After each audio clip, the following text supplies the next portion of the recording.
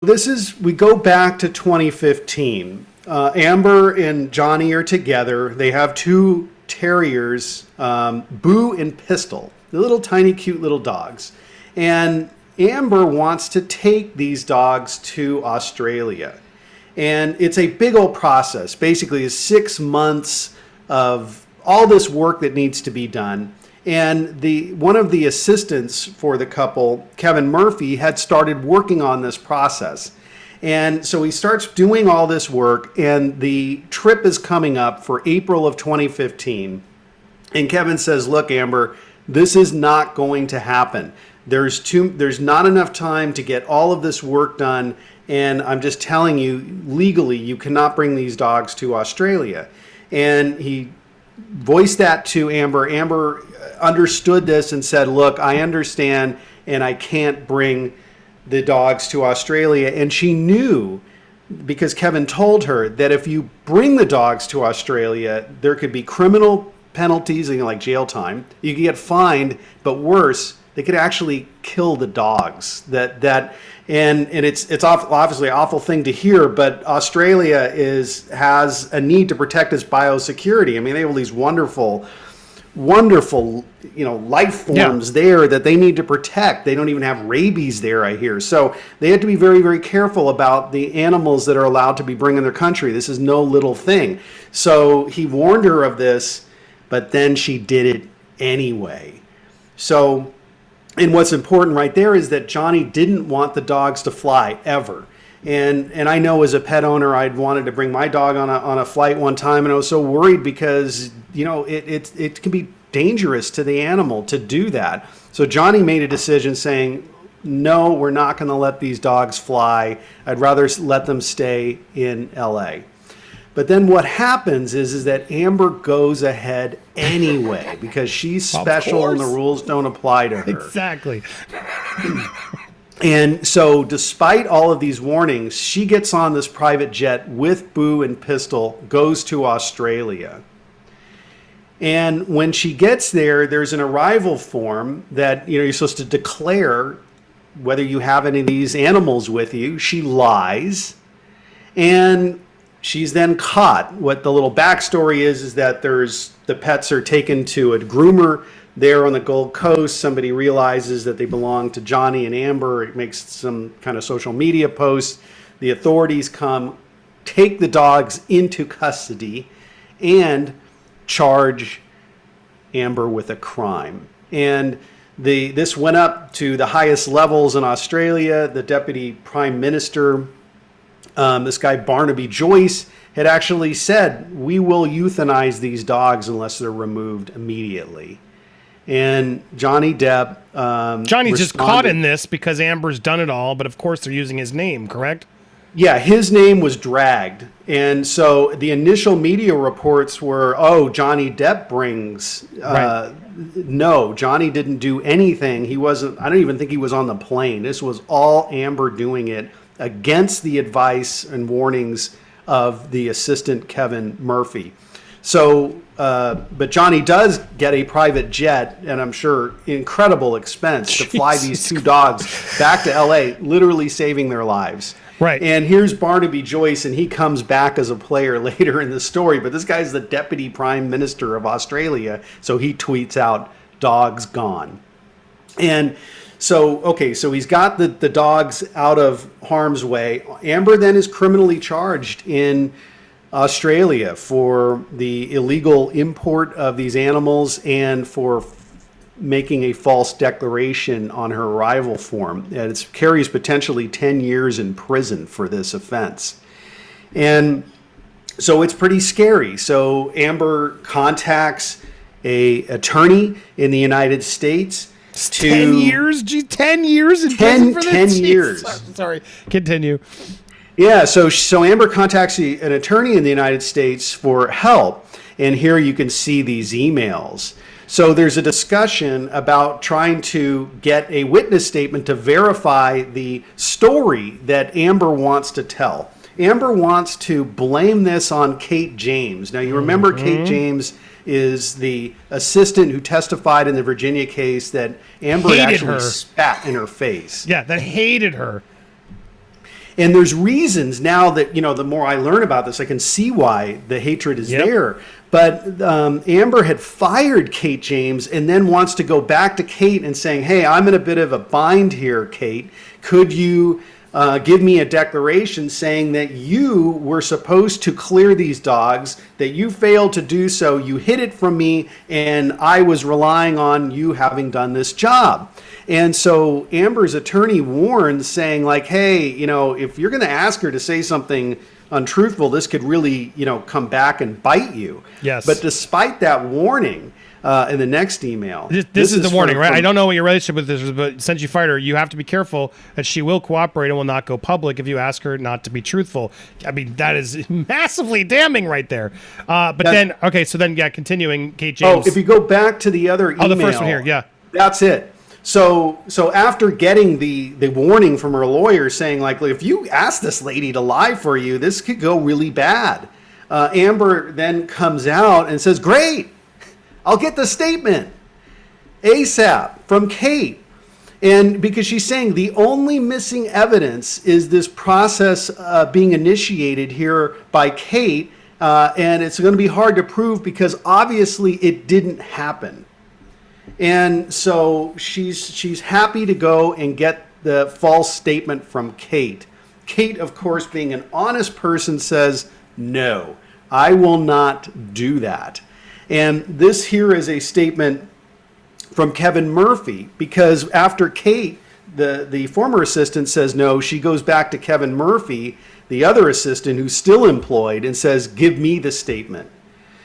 I want your help Kevin on this. Murphy. I wouldn't want you to have a problem with your job. Jesus. Yeah. That's illegal, isn't it? Well, I mean, that's it. I mean, it's like there's no boundaries with Amber. She's now telling this other employee, hey, I want you to give a statement to the Australian court that it was Kate James's obligation or responsibility to go clear this dog, and she didn't do it. And Kevin's like, I don't want to do that. And she said, well, I wouldn't want you to have a problem with your job, which he interprets, do it or you're fired. Right. And so Kevin, now to his discredit, lies. He provides a false declaration to the Australian court saying that Kate James was at fault. And he's now admitting now in his declaration that he gives to the English court in the case that Johnny had filed against the Sun, saying, that was false. And what really happened is that Kevin could not obtain these documents and had informed her of that. And Amber knew that she was illegally traveling with the dogs. So, but they keep that a secret, and she passes now this perjured declaration to the Australian court, blaming Kate. And then Kate hears about this. Her mother is reading the Brisbane News and sees that Kate James is held out to be responsible for the so-called mistake. And Kate is appalled. She gives her own declaration saying that is absolutely false. That didn't happen. And now we that's the Kate declaration saying, this is false. This did not happen. I wasn't responsible, and that Amber has perjured herself in doing this. So it's so weird. Why do you think they didn't bring this up in the court with Kate during the deposition? I got to think that Johnny's team must be, picking and choosing from a lot of history. But when I'm going through this, and I'm hoping you're all seeing the same thing, which is Amber is an accomplished liar. Yep. And she takes no responsibility, and she consistently blames others for her own misconduct. Now, so to me, like once I see how she operates, it makes it consistent with everything else. So she's going and telling, and we can get to this video next, she's going and telling the Australian court that I didn't have anything to do with this. They do this apology video, which I'm sure you've all seen, which does look like a hostage video. It was ridiculous, hence why Johnny was making fun in the beginning, yeah. Johnny clearly doesn't want to be there. I don't think this will play, but yes, it was a very forced apology. But anyway, then what happens? So they play, they do the apology video. It's an absolutely awful thing to watch, saying like, don't mess with the Australians, and we are so sorry. We threatened the Australians' biosecurity by bringing in our dogs. Which they should be. It was a mistake, and Amber shouldn't have done it. Let's be honest, right? It's a big deal, but she never took it seriously. And so what she does behind the scenes, now we get to the audio. So there's an audio recording of a fight between Amber and Johnny. And in this, we hear now, in her own words, how she really feels about it. No, I didn't. But I did all that shit. Pardon the language. With my thing that you got me in trouble with. Thanks for helping me with my thing that you got me in trouble with. Thanks. Let me take the rap for that. And then not help me. Got you in trouble Yeah, with? thanks, big man. Big man. What was big it? fucking man. What did I get you in trouble with? Big man. You don't even All know. of our dogs that you brought into the country with me for your movie on your fucking plane, and then you let your fucking wife take all the shit for it. Thanks. Oh, just like the home wrecker shit that you never fucking let. Get out of my fucking life. Anyway, she then proceeds to verbally, it's awful, this clip, and I would play it, but I almost need to bleep it because it's just horrifying how she unleashes on him. But now it's all Johnny's fault, Christopher, is how I'm taking that audio. That's it. I mean, it's she's directly lying in that. I mean, she was the one who brought the dogs in, not him. So she gaslighting him. Clear. Another example of it on audio tape. It was horrible. You can listen to the rest of that. It's in the thread there. It's horrific to listen to it. So obviously she didn't care about this because she continued to travel to other countries with the dog. She even jokes about it in this Instagram about hiding it there. And the next one you can see the dog's behind coming out. Ha ha ha ha. So I guess some habits die hard. So she, all a big joke.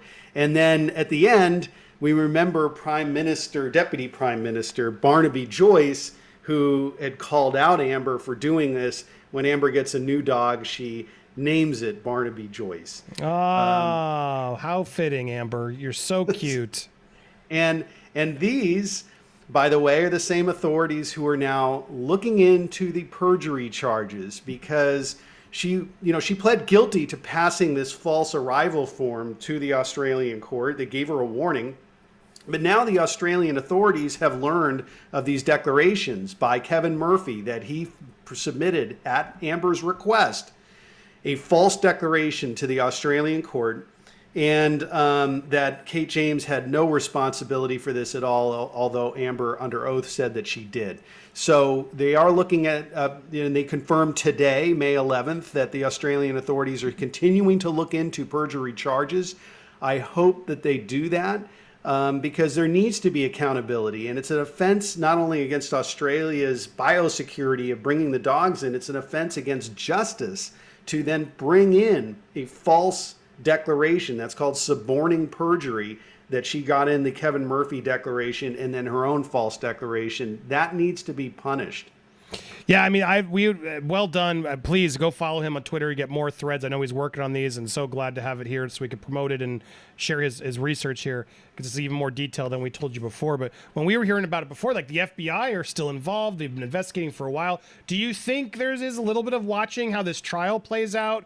Do you think they're watching other things to sort of see her character at play? Could her behavior in this trial affect that case, do you think, in Australia? Well, I think it is. I mean, we've seen, with I think it was the tennis player with the vaccine that was, only a couple months ago, the men's tennis player. I can't remember his name, but they made a big point of that. It's like, don't come to Australia and mess with us and think that you're going to get some special privileges. They don't like that, and they're basically been made a fool of. That their deputy prime minister has a dog named after him. She lied. She brought in these dogs. I mean, this is highly offensive. And so I think now that her false veneer of being a victim has been taken from her, and now everybody's seeing all of these lies, I think that they would make an example out of her. Because she did make a fool of them. They'd be heroes now, too, to a lot of people. Yeah. One question I know so many people have asked while you're here, can she face any perjury charges in this trial? If they're able to catch her in a lie or anything else, does that happen in civil cases? Can there be punishment for her not telling the truth? You know, I wish, but it's extraordinarily rare, and we see this all the time in family court, and we've uncovered perjury for sure, and it's been extremely rare to see any prosecution coming out of that, and I think it's a failure of the court, and I think that the courts are busy, they're worn down, they don't want cases about cases, but our justice system relies upon people telling the truth. And when people lie, it totally subverts our entire system that's built on the expectation that somebody's going to come in and tell the truth. That we need to make examples out of people when they don't and punish them severely, because the consequences of a witness being believed when they're telling the truth, lying, is so severe. And but Johnny, I don't, you know. You don't think it's going to happen? Can Johnny go after the ACLU or Washington Post after this trial with Amber, or is there already a statute of limitations to blocking him? Because there have been a lot of thoughts that they are co-conspirators and they were really behind a lot of this defamation as well. Is that a lost cause at this point, or do you think he could add those after, if he won this, let's say? Yeah, I don't know the statute of limitations or the time limit to sue on ACLU, but that is a very interesting question, much more than the Washington Post, which is basically put in an op-ed piece. ACLU had direct involvement and a financial, motivation to assist her, and because being the ambassador and she's coming out there, the face of this issue. They're looking at counting the amount of dollars that are coming in as a result of this, the contribution that she pledged. So there's definitely some involvement there on their part. And also, as we saw, that they were trying to pump up this story and saying, name Johnny. It's not as interesting if you don't name Johnny. Right. So, why he didn't sue them, I don't know, but they're definitely look horrific. Well, thank you so much for this amazing insight. I will, anytime you got it, we will help spread the spotlight. But if you want to get it immediately, head on over to Twitter and follow Christopher Melcher, his account over at CA_divorce. I'll put his link to this thread so you can follow the thread, read it again. Go give it a like, go give it a share, help him get the word out on this and his future threads as well. And always welcome here, sir. Always enjoy your insight. Thank you so much for helping it. And make sure you guys go subscribe, hit that subscribe button, hit the bell for all alerts, smash the like button, and leave your comments on Amber Heard down below. Oh my gosh, I can't wait to read them. Thank you guys so much for watching. We'll be live later today, as well as other content throughout the week and every day after the trial when it comes back next week. So stay tuned here on Popcorn Planet.